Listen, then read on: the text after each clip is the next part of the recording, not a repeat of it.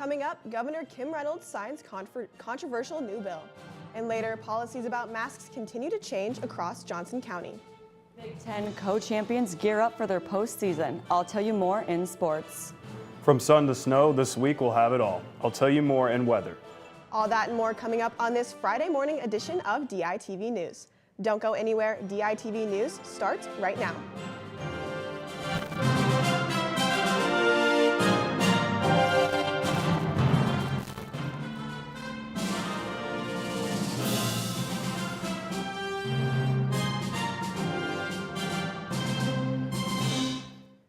Good morning and thank you for tuning in. I'm Julia Richards. Governor Kim Reynolds has signed a law that bars transgender women and girls from playing on gender-affirming sports teams. DITV politics reporter Lauren Johnson is in the newsroom with more about what this means for Iowa. Lauren, what is the context for this bill? Well, Julia, House File 2416 bans transgender girls and women from playing female sports on Iowa schools. And it allows students to sue if they feel they've been harmed through transgender girls being allowed to compete. Reynolds said in 2021 that if the legislature passed this bill, she would sign it into law. And this law's passage made Iowa the 11th Republican state to restrict transgender athletes in schools. And does this law face any court challenges? Well, right now it might violate federal civil rights laws and constitutional equal protection guarantees because it specifically targets transgender girls and women. Specifically, it might violate Title IX, which prohibits discrimination based on sex and school activities. In June of 2021, the Biden administration reversed a Trump administration ruling that said that Title IX did not protect transgender students' rights, and it currently does under the Biden administration, but without a Supreme Court ruling, it's legally in a gray area, so there could be a Supreme Court case on it. However, because the Biden administration said Title IX protects the rights of trans students, following Iowa's law would put school districts in violation of federal law, which might cause them to lose out on federal funding. Iowa's law is expected to see court challenges for these reasons, as well as the discrimination against trans students. Back to you, Julia. Thanks, Lauren. UI fraternity Pi Kappa Alpha has been suspended from campus until 2026. The fraternity, commonly known as Pike, was found responsible for holding events that did not comply with the Student Code of Life policies. The violations span across use of alcohol misconduct on fraternity property and failure to observe organization policies. Pike has been accused of misconduct on multiple occasions over the past 4 years, all pertaining to a violation of university policies. This current suspension pertains to events held in October and September of 2021. The chapter will have until March 9th to appeal the decision. Pi Kappa Alpha will be allowed to return as a registered student organization no later than June 1st, 2026. And mask policy in Iowa City is changing. Mayor Bruce Teague lifted the mask mandate on March 1st, and Johnson County has followed suit. Face coverings are no longer required in Johnson County buildings. The county has had a mask mandate in place since August 12th of 2021. This new resolution comes after the CDC placed the county as a, quote, medium COVID-19 community level, end quote.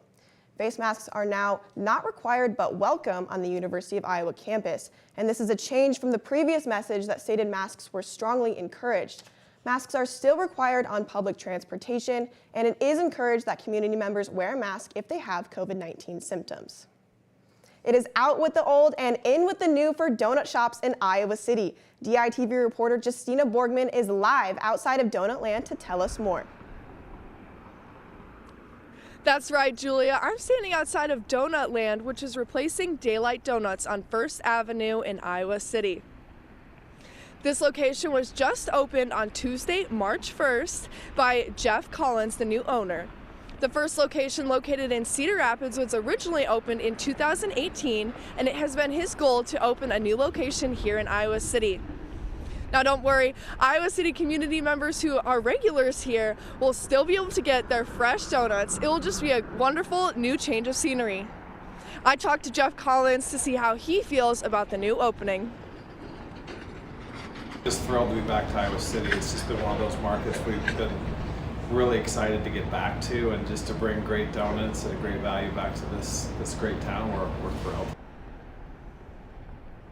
This new location will be open from 5 a.m. to 12 p.m. on weekdays, and on Saturday and Sunday it will be open at 6 a.m. Originally, Donutland has been open since 1971 in Cedar Rapids, and the new owner, Jeff Collins, will plan on going through with another Donutland called Donutland number 3 in Cedar Rapids as well. Back to you in the studio, Julia. Thanks, Justina. I have to ask, are you bringing us back any donuts? Yes, of course. I'll bring back a whole box for the staff. Awesome. Don't forget, Justina. Thank you. And after no in-person musicals for the past 2 years, the UI Department of Theater is premiering String this weekend. The story follows 3 Greek fates as they are sent to Earth and have to live in an office building as they tackle themes of destiny and love in the modern world.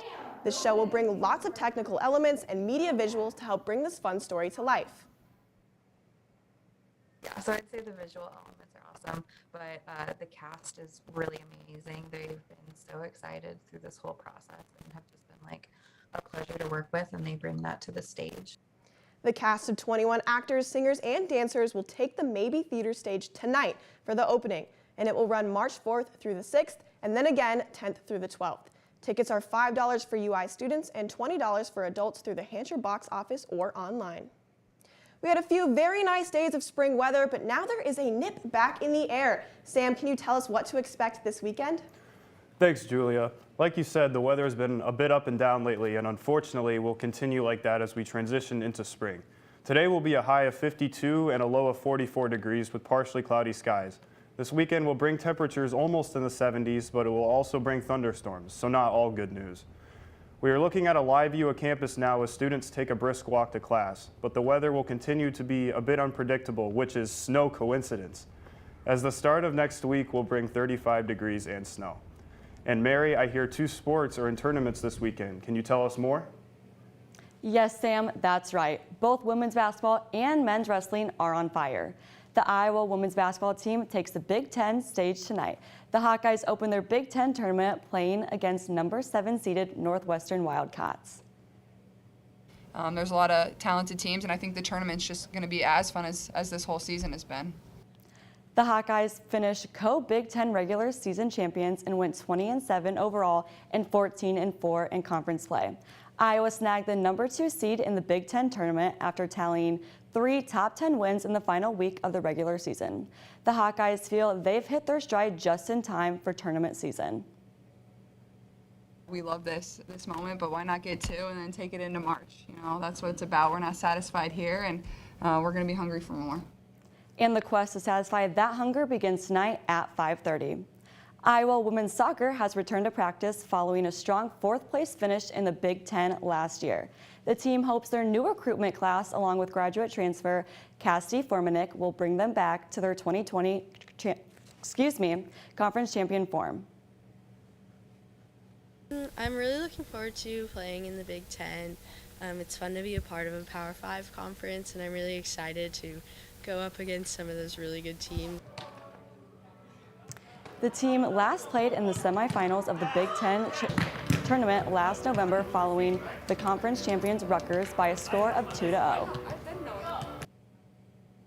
You know, we're going to have 11 players, you know, in that game, and that'll be fantastic because everyone will get playing time, and everyone will get an opportunity to be successful.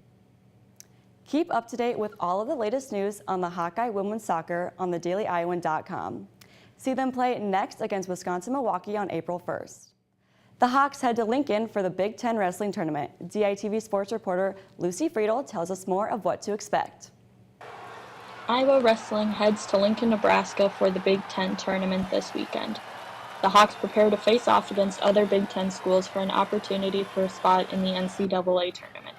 It's a big stage for the Hawks, but they are more excited than anxious. We are excited, and we are still hard at work. The Hawks went 14-1 in the regular season, their lone loss coming from Penn State. The team is returning 8 of their 10 wrestlers from their 2020 Big Ten and National Championship team. The tournament begins tomorrow at 10 a.m. and the finals start at 3:30 on Sunday. You can watch the tournament on the Big Ten Network on March 5th and 6th. Come back on Monday for an update on wrestling and men's and women's basketball. Back to you, Julia.